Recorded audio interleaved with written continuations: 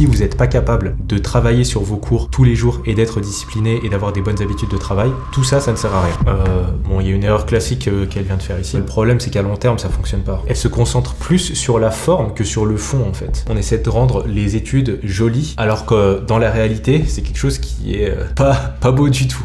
C'est vraiment des astuces très très court-termistes. Et ben ensuite, vous direz, mais j'ai pas le temps, j'ai pas ceci, j'arrive pas, etc. Je me sens débordé. En fait, c'est parce que tout simplement, vous utilisez des méthodes qui sont pas efficientes, en fait. Gros panneau attention sur ce genre d'outils qui vous génère les flashcards automatiquement. C'est pas une preuve, en fait. YouTube, c'est un des pires conseils qu'on peut donner dans ce cas de figure-là.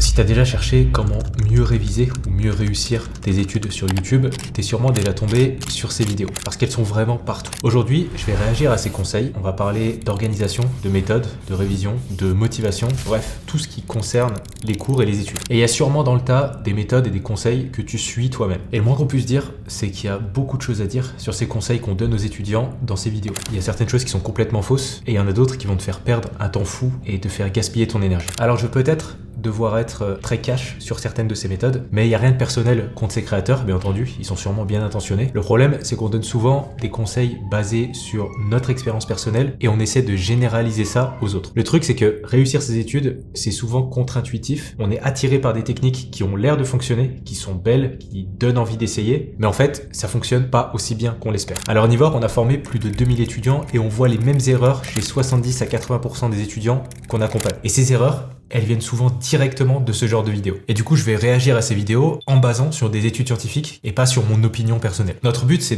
d'éviter de perdre des dizaines d'heures avec des méthodes qui ont l'air bien, mais qui ne le sont pas forcément. Allez, on est parti. L'autre jour, j'ai appris 80 flashcards parce que j'avais un contrôle en management et j'ai eu 18. Comme je vous ai dit, vous allez sur Nouveau test, vous sélectionnez votre matière, j'en prends carte mémoire, je fais automatiquement des flashcards qu'on peut réviser par la suite. Alors ça c'est intéressant, ce genre d'application qui a émergé ces dernières années, des applications à qui vous donnez votre cours et il va vous générer plein de flashcards. Le seul truc que je trouverais à redire là-dessus, c'est qu'en fait en général, il est beaucoup trop exhaustif sur les flashcards et du coup il va créer trop de flashcards pour votre cours. Donc c'est bien si par exemple vous voulez le faire en mode urgence, demain vous avez un examen sur un cours que vous n'avez pas du tout révisé, etc. et puis vous voulez aller mémoriser 80% du cours assez rapidement, c'est une bonne solution. Par contre, à long terme et de manière générale dans votre année, c'est pas très intéressant parce qu'en fait ça va vous générer trop de flashcards. Si vous donnez à cette application tous vos cours, pour chacun de vos cours il va vous générer 80, 100 flashcards et du coup allez réviser 1000 flashcards, 1500 flashcards pour vos partiels. C'est quasiment impossible. Okay, vous allez vite être dégoûté. Donc c'est à utiliser avec réserve. En fait, l'idéal avec les flashcards, c'est que vous les créez vous-même. Pourquoi ? Parce qu'en fait, vous savez les choses dont vous avez le plus besoin de mémoriser et aussi les choses pour lesquelles vous avez du mal à vous rappeler en fait. Donc par exemple, vous lisez votre cours, vous essayez de le comprendre, vous comprenez certaines choses, mais il y a certaines choses, vous les avez comprises, mais vous n'arrivez pas forcément à bien vous en rappeler. Bah, c'est juste ces choses-là qui méritent d'être dans les flashcards et pas tout le cours. Okay ? Donc c'est intéressant d'un point de vue efficacité, mais d'un point de vue efficience, pas trop, mais ça on en reparlera je pense dans d'autres vidéos. Ensuite, deuxième étape, c'est connaître son type de mémoire. Il y a 3 types de mémoire. La mémoire visuelle, la mémoire auditive et la mémoire kinesthésique. Vous avez plein de vidéos comme ça sur TikTok pour savoir quel est votre type de mémoire, ou alors vous avez des espèces de petits questionnaires, etc. sur internet. Alors ça, sur les types de mémoire, c'est quelque chose qui a été beaucoup partagé, beaucoup répandu pendant des années. Le seul truc, c'est que les études montrent que c'est un mythe en fait. Ce qu'il faut bien se dire, c'est que vous n'avez pas un seul type de mémoire. Genre, vous êtes quelqu'un de visuel, moi je suis quelqu'un de visuel, on entend souvent ça. Vous avez tous les types de mémoire. Vous avez la mémoire kinesthésique, vous avez la mémoire visuelle, vous avez la mémoire auditive, vous avez la mémoire olfactive, etc., etc. Toutes ces mémoires-là, tout le monde les a, ok ? Le seul truc, c'est comment est-ce que vous les stimulez. Donc l'idéal, en fait, c'est de stimuler un maximum de ces types de mémoire-là pour apprendre votre cours. Ok, donc c'est pas toujours possible. Par exemple, la mémoire olfactive pour apprendre un cours, c'est compliqué. Mais de manière générale, faut retirer cette idée de votre tête que moi, je suis de tel type de mémoire et du coup, je peux apprendre que comme ça. Non, vous avez accès à tous les types de mémoire. Alors, ce que certaines études montrent, c'est que parfois, pour certaines personnes, il y a un type de mémoire qui est un peu plus développé que les autres. Mais comment on nous a présenté cette idée-là de type de mémoire, c'est comme si on n'avait qu'un seul type de mémoire et il fallait savoir c'était lequel et il fallait faire que ça. Non, c'est faux. C'est qu'en fait, plus vous allez justement avoir combiné plusieurs types de mémoire pour apprendre quelque chose, plus vous allez l'apprendre rapidement, plus vous allez l'ancrer profondément, etc. Donc oubliez ce truc de type de mémoire, faut absolument que je le sache, etc. C'est pas spécialement utile en fait. Il faut essayer de tous les stimuler. On vous le dit déjà assez souvent, mais fichez vos cours. Alors oui, je sais que beaucoup pensent que ça sert à rien, mais moi justement, je fiche tout le temps mes cours et ça m'a tellement aidé. Il y a différentes façons de ficher, différentes modèles on va dire. Alors les fiches de révision, on pourrait en parler très très longtemps. Le seul truc des fiches de révision, c'est que ça peut être efficace, donc ça peut fonctionner, ça peut vous aider à résumer votre cours, à le synthétiser, à avoir une idée plus générale du cours, etc., etc. Par contre, le truc, c'est que ça prend beaucoup trop de temps pour le résultat que vous avez à la fin. Et c'est ça que je vais me fatiguer peut-être à vous expliquer aujourd'hui. C'est la différence entre les méthodes qui sont efficaces et les méthodes qui sont efficientes. Il y a les méthodes qui sont efficaces, c'est-à-dire qu'elles vont vous donner le résultat que vous attendez. Donc, vous voulez mémoriser votre cours, ok, et ben vous prenez votre cours et vous allez le répéter 100 fois, par exemple. Vous allez le lire 100 fois d'affilée. Est-ce qu'à la fin des 100 fois, vous connaîtrez votre cours? Sûrement. Ça, c'est une méthode efficace. Je connais mon cours maintenant. Par contre, combien de temps est-ce que ça m'a pris de lire 100 fois mon cours? Ça m'a pris énormément de temps. Donc c'est une méthode qui est efficace, qui m'a amené à l'objectif que je m'étais fixé, à savoir connaître mon cours. Par contre, c'est pas une méthode qui est efficiente. Parce que pour l'énergie et le temps que j'ai fourni, ça valait pas le coup pour juste apprendre ce cours-là. J'aurais pu apprendre d'autres cours, ok? C'était beaucoup trop d'énergie et beaucoup trop de temps fourni pour apprendre ce cours-là, ok? Et ben c'est exactement pareil avec les fiches de révision. C'est que ça prend beaucoup de temps pour des résultats qui sont pas terribles à la fin. Et ça, c'est dans la méta-étude notamment de John Donlowski, où il a comparé justement toutes les méthodes de révision. Et parmi les méthodes qui classent dans low utility, c'est-à-dire les méthodes qui sont peu utiles, peu efficientes, il y a justement les fiches de révision. Et j'avais fait une vidéo où je parlais justement des défauts des fiches de révision. Je vais vous mettre le lien juste ici. Comme ça, vous pourrez aller voir plus en détail pourquoi est-ce que les fiches de révision, c'est pas spécialement quelque chose à faire. Je vais vous montrer comment est-ce que je m'organise pour faire mon planning de révision de la semaine. Il faut savoir que moi, mon planning commence très tôt le matin, aux alentours de 5h, parce que je me lève très tôt pour aller faire un babysitting. Mais du coup, il se termine plus tôt, mais après, c'est adaptable en fonction de vos envies et de vos besoins. Je note ma pause du midi, mes pauses du week-end, et ensuite, je viens remplir les cases vides par mes révisions. Là, je pense que ce qui est important de noter, beaucoup d'étudiants tombent un petit peu là-dedans, et je pense que c'est plus des étudiantes d'ailleurs, d'essayer de romantiser leurs études. Et du coup, de rendre les choses belles et jolies et agréables à voir. Le seul truc, c'est que faire ça, pour être tout à fait pragmatique, en fait, ça vous fait perdre du temps sur d'autres choses qui sont beaucoup plus importantes. Là, typiquement, vous voyez qu'elle se concentre plus sur la forme que sur le fond, en fait. Là, ce qui nous intéresserait, ce qui serait vraiment plus intéressant, c'est de comprendre, ok, pourquoi est-ce que t'as mis 2 heures de TD de physique, par exemple, le matin? Pourquoi est-ce que tu t'as mis le CM d'histoire plutôt l'après-midi? Pourquoi est-ce que t'as mis des blocs de 2 heures et pas des blocs de 3 heures, par exemple? Ça, ce serait vraiment intéressant. Et ça, c'est le fond du truc, de comment faire un planning, comment s'organiser. Mais par contre, là, je pense que juste le temps de faire ce planning-là avec ce visuel-là, ça a dû lui prendre facilement 40-45 minutes si c'est pas 1 heure. Donc c'est très très long. Imaginez tout ce qu'on peut faire pendant cette heure-là plutôt que de faire ce planning-là. Un planning, on peut le faire en 15 minutes, puis ensuite c'est terminé. Les 45 autres minutes, vous pouvez faire autre chose. Et surtout, allez faire ce genre de truc chaque semaine. Et ça, c'est le problème on va dire, de ce genre de compte StudyTalk, etc. ou StudyGram, comme on appelle ça. C'est qu'en fait, on essaie de rendre les études jolies, alors que dans la réalité, c'est quelque chose qui est pas beau du tout. D'accord? Et le problème, c'est que vous vous mettez à comparer votre quotidien d'étudiant à ce que vous voyez sur ce genre de vidéo-là. Et du coup, vous vous dites, ah, moi, je suis pas organisé, moi, j'arrive pas à faire des choses jolies, moi, c'est pas agréable, etc., etc. Mais en fait, là, ce qu'il veut vous dire, c'est que cette personne-là, le temps de faire cette vidéo-là et le temps de faire ce planning-là, ça a dû lui prendre juste la vidéo plus ce planning, peut-être 1h30 en tout, si ce n'est pas 2 heures. Donc, c'est énorme, en fait. D'accord? Donc, ne vous comparez pas à ça. Ce sur quoi il faut vous concentrer, c'est ce dont vous avez besoin. Comment est-ce que je fais mon planning? Qu'est-ce que je mets le matin? Qu'est-ce que je mets l'après-midi? Qu'est-ce qui est le plus important de réviser pour moi? Combien de temps est-ce que je vais y passer, etc., etc. C'est ça qui est important. C'est pas la forme, en fait. La forme, vous pourrez vous pencher dessus une fois que vous serez à l'aise avec vos matières, avec vos cours, avec votre temps. Mais ne pensez pas que faire des choses jolies, c'est une condition préalable à la réussite. Ok? Attends. Je t'explique. En gros, tu écris ton mot et à côté, sa traduction. Tu recouvres la page avec ça, tu tires les languettes et hop, ton mot apparaît. Et tu fais la même chose pour vérifier la réponse. Et bien sûr, j'ai testé pour vous. J'ai écrit 10 mots en anglais que je ne connaissais pas. Et je me suis chronométré jusqu'à savoir ce vocabulaire par cœur. J'ai mis 4 minutes 14. Pas mal, non? Ok, alors pour les mots de vocabulaire, il y a une erreur classique qu'elle vient de faire ici. C'est en fait apprendre le vocabulaire avec la traduction. Et ça, c'est un énorme problème quand on apprend une langue. C'est que vous restez dépendant du français. Donc, si vous voulez apprendre, par exemple, le mot cat, donc le mot chat en anglais, vous écrivez cat et ensuite sur le verso d'une carte Anki, par exemple, ou sur une autre colonne, sur un carnet comme ça, vous écrivez la traduction en français. Et ben en fait, vous allez rester toute votre vie dépendant de cette traduction en français. Donc par exemple, quand vous allez lire cat quelque part, dans votre tête, qu'est-ce qui va se passer? Il va se passer cat égale chat égale le sens d'un chat. Qu'est-ce qu'un chat? Donc en fait, il y a toujours un intermédiaire qui est le français. Alors que ce qu'on veut quand on veut devenir bilingue ou quand on veut s'améliorer dans une langue étrangère, ce qu'on veut, c'est voir le mot dans cette langue-là et tout de suite comprendre son sens. On ne veut pas passer par cette étape du français. Et le gros problème de ça, c'est que vous allez perdre énormément de temps. Vous faites toujours un détour en fait dans votre compréhension. Vous passez toujours par le français et vous êtes dépendant du français. Et du coup, vous serez très difficilement bilingue en apprenant du vocabulaire comme ça. Donc l'alternative, c'est de se dire, ok, je veux apprendre cat. Je veux savoir que cat, c'est ça. Voilà ce que c'est. C'est pas un chat, c'est ceci. ce truc-là, et ben soit je mets une image, soit je mets un synonyme, soit je mets l'inverse ou quelque chose comme ça, mais dans la nouvelle langue, dans la langue que je suis en train d'apprendre. Ok, donc cat par exemple, là le truc le plus facile ce serait de mettre une image d'un chat. Comme ça, je vois cat, tout de suite, je pense à ce que c'est. C'est ça, c'est un chat. Et je passe pas par le français. Donc ça, hyper important quand vous apprenez du mot de vocabulaire ou une langue de manière générale, il faut que vous restiez en immersion totale sur cette langue. C'est-à-dire que si je dois vous expliquer un mot dans cette langue-là, je vais vous l'expliquer avec cette langue-là. Et je vais pas vous l'expliquer en vous traduisant. Et ça, c'est peut-être une des erreurs les plus colossales qu'on fait dans notre système éducatif quand on apprend des langues étrangères en France. C'est que justement, on passe toujours par le français. Donc ça, c'est un gros problème parce qu'ensuite, on sait pas se débrouiller justement dans la langue en question. Et notre progression est très limitée. L'IA qui comprend tout, c'est Gemini. Pour les fiches de révision, c'est Quizlet.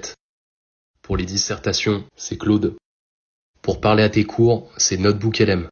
Pour les présentations, utilise Gamma. Pour corriger tes fautes, tu peux utiliser Grammarly. Pour traduire, tu as DeepL.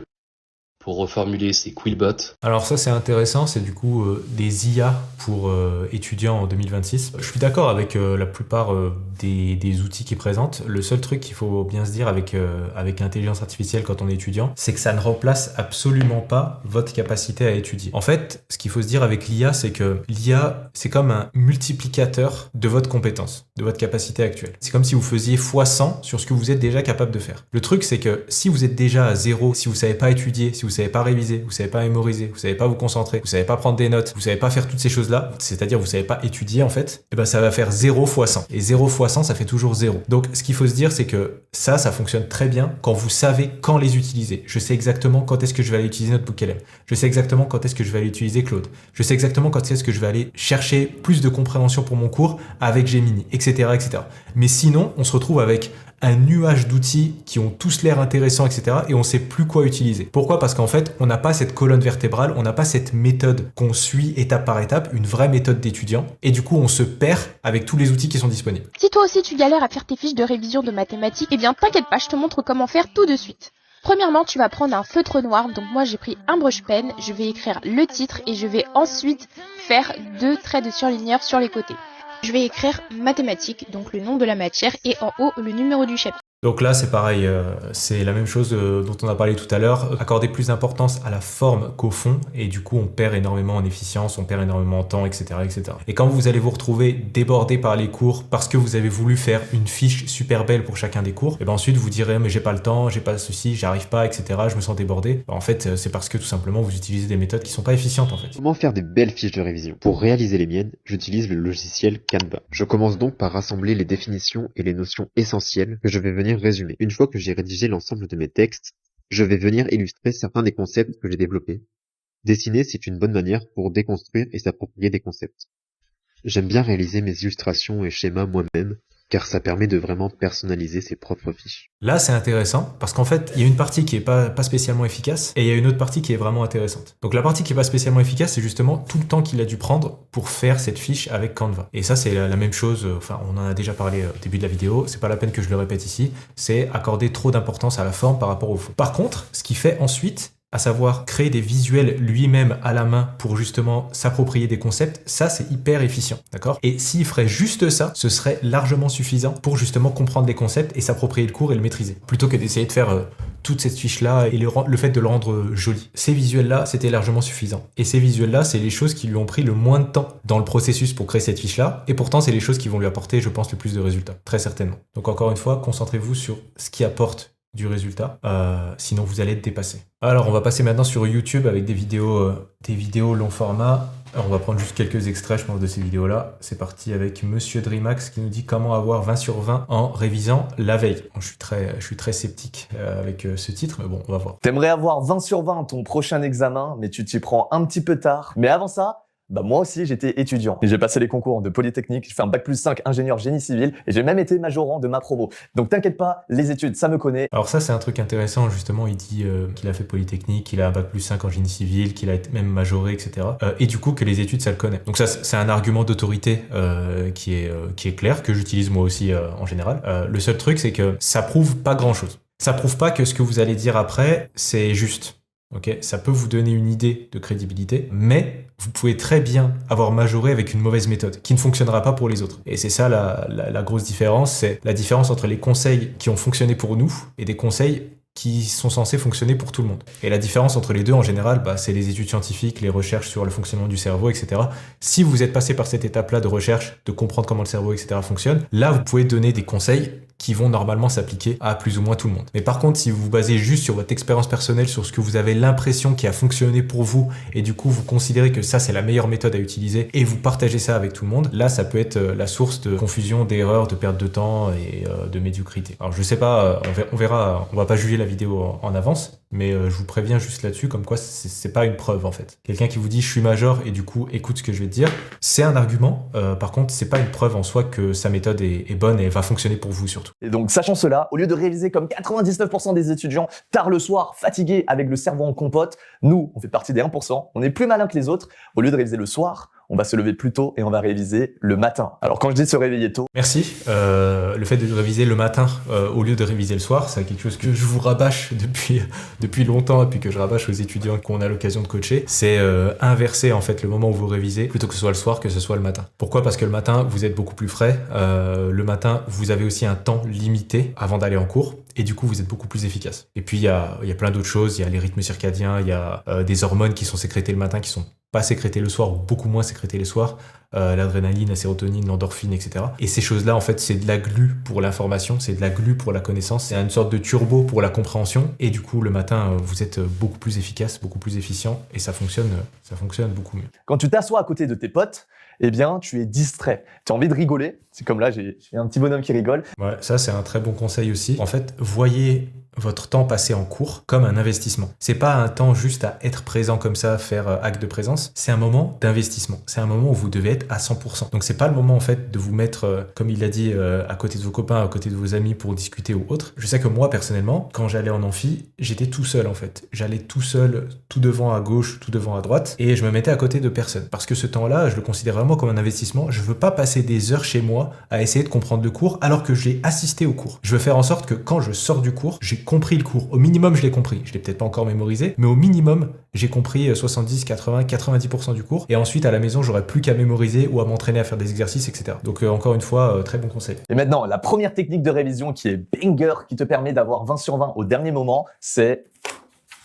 YouTube. Tout simplement, quand ton professeur t'explique des notions, il va te l'expliquer d'une certaine manière. Et en regardant des vidéos YouTube, ça va te permettre deux choses. Premièrement, regarder des vidéos YouTube, ça te permet d'apprendre des nouvelles notions expliquées autrement que par ton professeur. Ça, c'est bien pour l'apprentissage. Et deuxièmement, les vidéos YouTube, entre nous, c'est beaucoup plus ludique que des livres. En fait, alors, il y a un problème avec YouTube qu'il n'a pas cité ici. Et en plus, il dit, voilà comment avoir 20 sur 20 à un examen en révisant la veille. Peut-être que YouTube, c'est un des pires conseils qu'on peut donner dans ce cas de figure-là. Si vous avez examen demain et que vous voulez avoir 20 sur 20, déjà, il faut revoir un petit peu ses attentes, surtout si vous commencez de zéro. Mais mettons, vous voulez avoir une bonne note et vous avez l'examen demain. YouTube, c'est peut-être le pire conseil qu'on puisse vous donner. Pourquoi ? Parce que YouTube, c'est un gouffre, en fait. Vous arrivez sur une vidéo, la vidéo dure peut-être 10-15 minutes. Ok, vous allez avoir des suggestions d'autres vidéos, etc., etc. Et à chaque fois, dans une vidéo, on va vous parler d'une notion que vous n'avez pas forcément très bien compris. Et du coup, vous allez commencer à chercher sur cette notion-là. Et dans cette notion-là, vous allez commencer à trouver des choses que vous n'avez pas spécialement compris sur d'autres petites notions, etc., etc. Et du coup, c'est un gouffre, YouTube. Vous pouvez passer 3 heures, 4 heures sur YouTube, alors qu'à la base, vous étiez juste venu pour comprendre un truc que vous n'avez pas compris dans votre cours, et vous allez rester sur YouTube. Parce qu'en fait, vous allez perdre l'objectif que vous étiez fixé à la base. Alors, YouTube, c'est vraiment à utiliser avec parcimonie. YouTube, ça fonctionne bien quand vous avez déjà des chaînes présélectionnées ou des créateurs présélectionnés. Vous savez qu'ils parlent de cette matière-là, par exemple, ou de ces sujets-là, ou de ces notions-là. Et vous allez directement voir juste ce créateur-là quand vous avez un problème avec tel ou tel cours.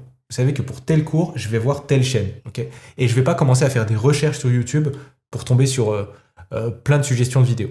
Surtout pas. Donc, vraiment, YouTube à utiliser avec parcimonie, sinon c'est un gouffre, vous allez perdre des heures, vous allez vous retrouver à 2h du matin encore sur YouTube et vous allez vous dire, ok, maintenant, qu'est-ce que je connais de mon cours ? Pas grand-chose, vous avez fait que regarder des vidéos YouTube. La méthode de la feuille blanche. Alors, la force de cette méthode, c'est que d'une part, elle est super simple et en un coup d'œil, ça permet de voir directement si tu as compris ou non ton cours. Et d'autre part, ça permet de résumer des notions compliquées expliquées par un professeur avec des mots compliqués en des notions compliquées, mais résumées synthétiquement et de manière simple avec tes propres mots. Ouais, méthode de la feuille blanche, là je le rejoins complètement. Excellente méthode. Le seul truc, c'est qu'il faut savoir bien l'utiliser et de manière efficace en fait. Et il y a un secret dans la méthode de la feuille blanche qu'il n'y a pas beaucoup d'étudiants qui ont compris, qui est que la méthode de la feuille blanche, c'est une méthode de diagnostic plus qu'une méthode de mémorisation ou de compréhension. D'accord ?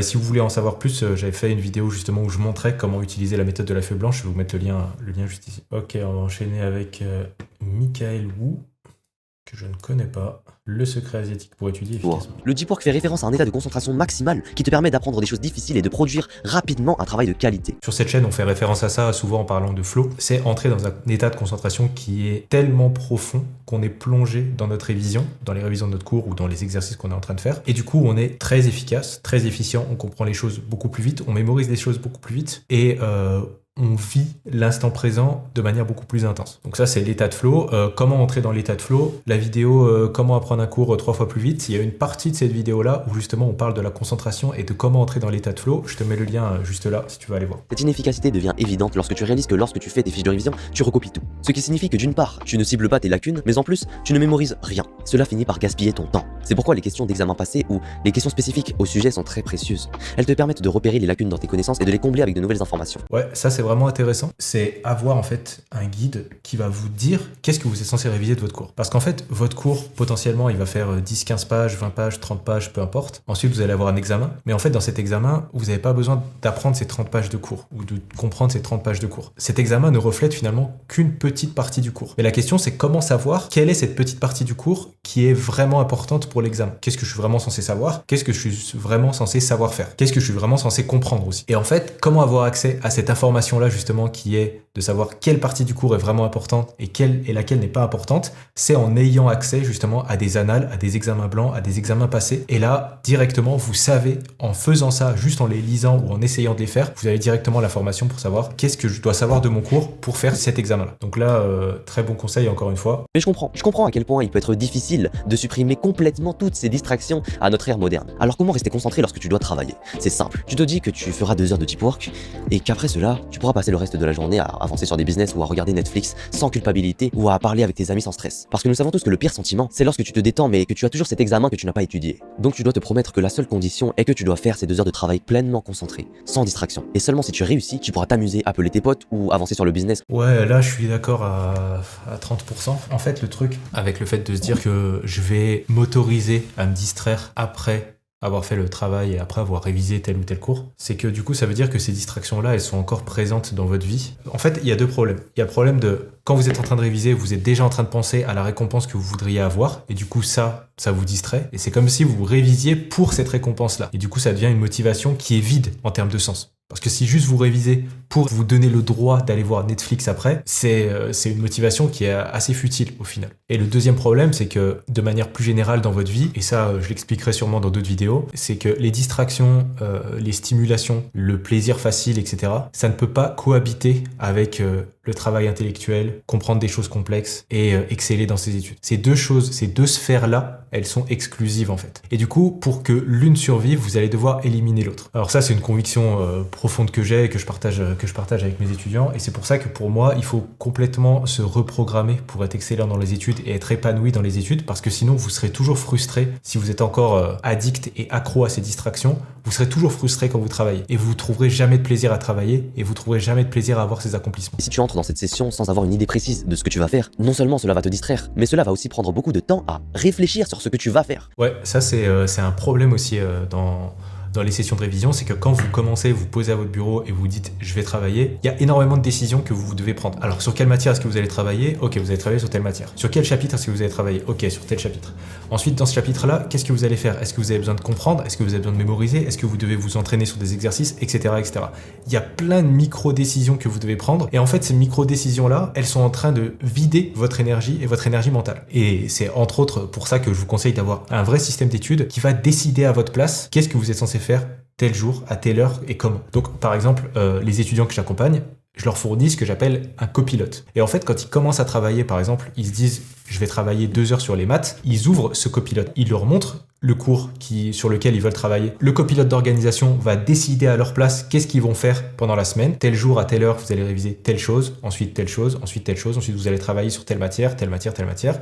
Et ensuite, pour chacune des sessions, il y a le copilote de travail qui va prendre le relais et qui va leur dire « Ok, tu es censé travailler sur ce cours, voilà ce que tu vas faire. Pendant 15 minutes, tu vas faire des cartes en qui. Ensuite, pendant 10 minutes, tu vas t'entraîner à faire tel exercice, etc. etc. » Et tout ça, c'est pour qu'ils aient juste à exécuter en fait. Ils sont pas là à se fatiguer à prendre plein de décisions, ils exécutent juste ce qu'on leur demande de faire pour atteindre le résultat qu'ils veulent atteindre. Donc faites en sorte d'avoir ce genre de système en place dans vos études qui va justement prendre des décisions à votre place. Ou au minimum qui va pré-mâcher un maximum de décisions. Alors Maxime Lin, on va prendre les vidéos les plus vues. Le secret chinois pour étudier efficacement. Celui-là, on a déjà vu une vidéo similaire, je vais pas la remettre. Ok, fais ça, tu seras premier de la classe à la rentrée scolaire. Allez, on va prendre celle-là. Si t'es ici, c'est que tu veux commencer l'année scolaire de la meilleure des façons pour finir premier de la classe. Change d'identité. Si tu veux avoir des résultats différents, il faudra fournir des actions différentes. Et si tu veux fournir des actions différentes, il faudra adopter une mentalité différente. Arrête de te voir comme l'élève moyen qui comprend mal, qui est dissipé en classe. Bref, arrête de t'attribuer tous tes anciens défauts. Maintenant, dis-toi que t'es à 100% de ton potentiel. Sois enthousiaste, réceptif, ouvert d'esprit, prêt à recevoir l'information. T'es intelligent et t'es capable de comprendre n'importe quel cours si tu te donnes la peine de l'écouter sérieusement. Voilà ce qui a tout changé pour moi. Quand j'ai commencé mon comeback scolaire, je me suis mis à me poser cette question en permanence. Qu'est-ce que ferait l'élève excellent là maintenant à ma place? Ouais, ça c'est vraiment intéressant, le changement d'identité, et c'est vraiment efficace. C'est d'ailleurs une des idées clés du livre Atomic Habits. C'est qu'en fait, l'identité, comment est-ce que vous vous voyez, ça a plus d'influence sur vos actions que d'essayer de faire des actions directement, des nouvelles actions. Donc l'exemple qu'il utilise souvent dans le livre, c'est l'exemple du fumeur, où il dit justement que c'est pas spécialement efficace d'être un fumeur et de se dire je suis un fumeur et en ce moment j'essaie d'arrêter de fumer. En fait, ce qu'il faut plutôt se dire, c'est je suis pas un fumeur. Et il faut essayer de s'en convaincre avec certaines actions justement. Mais le fait de s'identifier comme non-fumeur, c'est beaucoup plus fort que de s'identifier comme fumeur qui essaie d'arrêter. Vous voyez? Donc là, c'est la même chose avec l'identité. Si vous commencez à vous dire non, moi je suis un bon étudiant et je vais faire en sorte de faire les actions pour l'être, plutôt que de vous dire je suis pas très bon et puis j'essaie de m'améliorer, etc.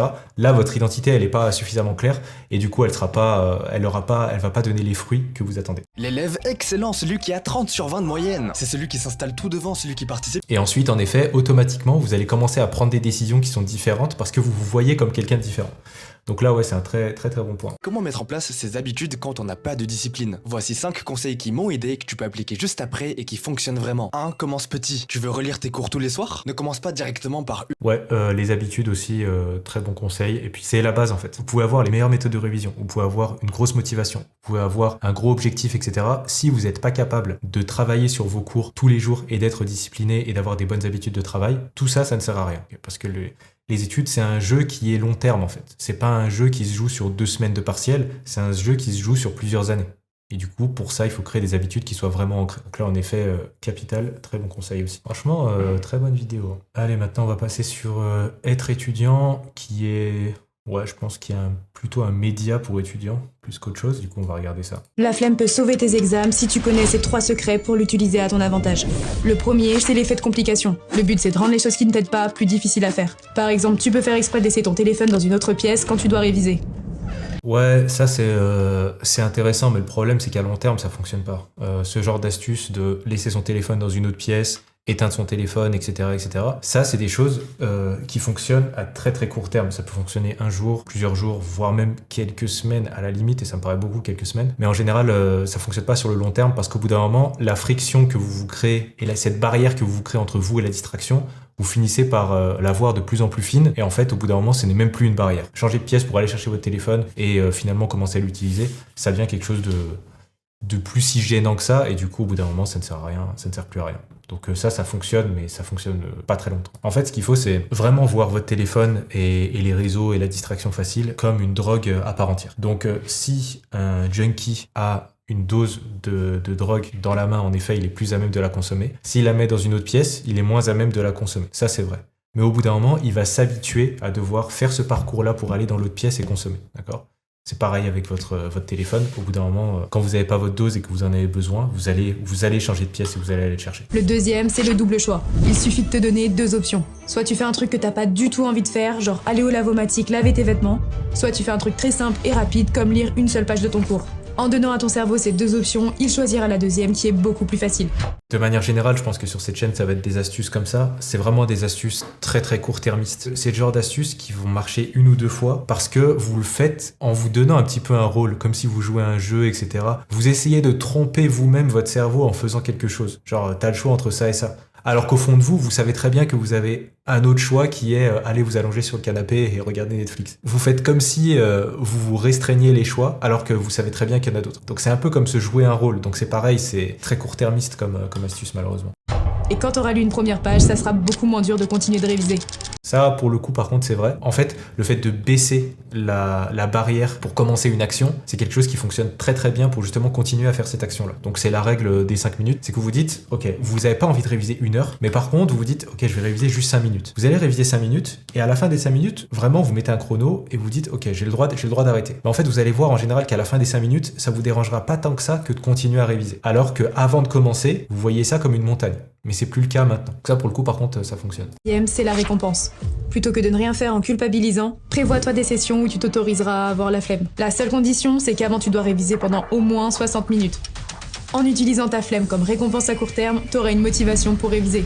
Je suis pas persuadé. C'est un peu la même chose dont on a parlé tout à l'heure, à savoir vous donner une récompense de ce que vous aurez si vous révisez. Et en général, la flemme, justement, c'est pas quelque chose que vous pouvez, par définition, en fait, c'est pas quelque chose que vous pouvez repousser. Vous pouvez pas vous dire, je m'autoriserai à avoir la flemme plus tard. Non, en fait, quand vous avez la flemme maintenant, vous avez la flemme maintenant, justement. Et c'est tout l'objet et c'est tout le problème, malheureusement. Là, on va pouvoir passer au hack que personne ne connaît pour booster NotebookLM. Déjà, la première, l'option YouTube NotebookLM. Première étape, tu prends ton petit résumé de cours avec l'option rapport, du coup. Tu lis ta petite fiche de résumé, comme ça, t'as le contexte global, les idées globales et tout, et après, tu vas pouvoir te plonger dans le cours. Pour te plonger dans le cours, moi, ce que je préfère, c'est le résumé vidéo. T'as des graphiques, des illustrations, t'as le prof IA qui te parle. Non, là tu vas pas apprendre et mémoriser en... Bon, je vais être plus mesuré. Je veux pas être très dur parce qu'en fait le début par contre de la méthode c'était vraiment intéressant, c'était vraiment pertinent. À savoir utiliser NotebookLM pour faire un petit résumé du cours avant de rentrer dans le cours. Comme ça vous avez une idée globale du cours. C'est comme si vous lisiez la 4e de couverture d'un livre pour vous donner envie de lire le livre justement. Ou vous regardiez par exemple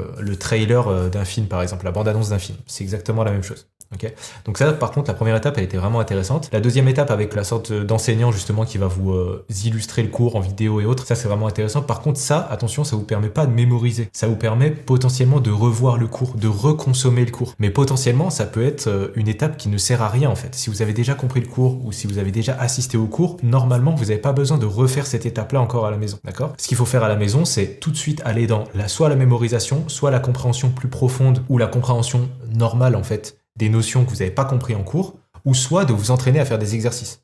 Mais en dehors de ces trois choses-là, vous n'avez pas besoin de reconsommer le cours et de réavoir une autre explication du cours en général, à moins que vous n'ayez pas compris certaines notions. Avec les flashcards ou les quiz, comme ça, bon bah tu vois ce que tu as plus ou moins retenu et tout ça. Je trouve que c'est très important de le faire à chaque fois, parce que sinon, si tu te contentes juste de lire ou d'écouter, il y a plein d'informations qui vont passer. Bon là c'est pareil, c'est le fait de se tester avec des flashcards, mais des flashcards qui sont générés automatiquement par une IA, c'est un problème comme on en a parlé tout à l'heure, parce que justement il va être trop exhaustif sur les flashcards, il va vous demander des choses qui sont pas spécialement importantes, et aussi il va peut-être passer à côté de certaines choses qui sont vraiment importantes et que sur lesquelles vous auriez fait une erreur, et du coup vous auriez eu besoin d'une flashcard, et pourtant lui il vous l'a pas mis. Donc gros panneau attention sur ce genre d'outil qui vous génère les flashcards automatiquement. La meilleure approche c'est de créer soi-même ces flashcards, parce qu'on va aller directement droit au but et on va créer les flashcards dont on a vraiment besoin. 3 hacks que personne ne connaît pour tes études. En premier, la retranscription audio du dictaphone. Si t'as un iPhone, t'as l'application dictaphone qui est déjà installée. Et peu de personnes le savent, mais il y a maintenant une fonctionnalité qui te permet de retranscrire l'audio en texte. Donc tu peux complètement t'en servir en cours. Si tu veux plus te concentrer sur l'écoute et pas stresser pour la prise de notes, c'est le bon moyen. Comme ça, tu peux réécouter l'audio plus tard et avoir une trace écrite du cours. Alors ça, c'est une erreur qu'on voit souvent, à savoir penser que si vous n'êtes pas en train de prendre des notes, et ben en fait vous serez plus concentré sur le cours si vous n'avez pas besoin d'écrire en même temps. Et ça a été démontré par plusieurs études que c'est pas spécialement vrai. Au contraire, quand vous êtes impliqué, que vous prenez des notes, que vous réfléchissez à qu'est-ce qui est important, qu'est-ce qui ne l'est pas pour que je l'écrive ou que je ne l'écrive pas, vous êtes beaucoup plus impliqué dans votre cours, vous êtes beaucoup plus engagé dedans et du coup vous retenez mieux et vous comprenez mieux. Et il y a justement une expérience qui a été faite avec 2 groupes de personnes. En fait, chacun des groupes de personnes devait écouter un message vocal, d'accord ? Sauf qu'il y a un des groupe qui avait le droit d'écrire en même temps et de gribouiller sur un papier, et l'autre groupe devait juste se concentrer sur l'écoute du message. Et ben au final, à la fin de l'étude, on se rend compte que le groupe qui a le plus retenu d'informations de ce message vocal-là, c'est les personnes qui étaient en train de gribouiller en même temps sur leur carnet. Donc, preuve que quand vous êtes impliqué, que vous faites une action aussi avec la main, plutôt que juste de vous concentrer sur le cours en lui-même, vous êtes à même de vous rappeler de plus d'informations et de mémoriser plus de choses. Et ensuite, je parle même pas des conséquences derrière. Qu'est-ce que vous allez faire de ces gros pavés de texte que va vous fournir ensuite derrière votre dictaphone?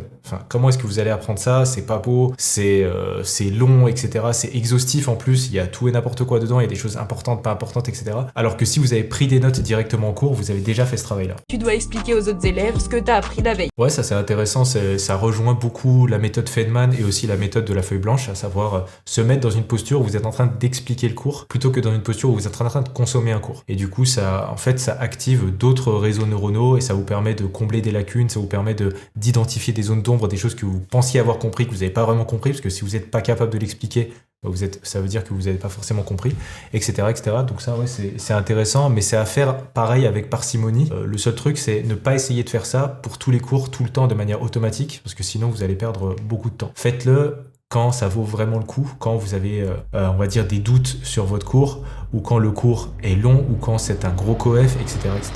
Voilà, alors maintenant, tu sais exactement quelles méthodes éviter et pourquoi elles sont pas efficaces. Mais je sais ce que tu te demandes. Ok, mais du coup, c'est quoi le plan? Qu'est-ce que je dois faire concrètement? Alors, si ça t'intéresse, j'ai créé un guide complet de 30 minutes où je te donne le plan exact pour exceller dans tes études en 2026, étape par étape, tout ce que tu dois savoir. C'est littéralement tout ce dont tu as besoin. Donc, si tu regardes cette vidéo, tu auras le système complet. Je te mets le lien et puis je te dis à tout de suite de l'autre côté.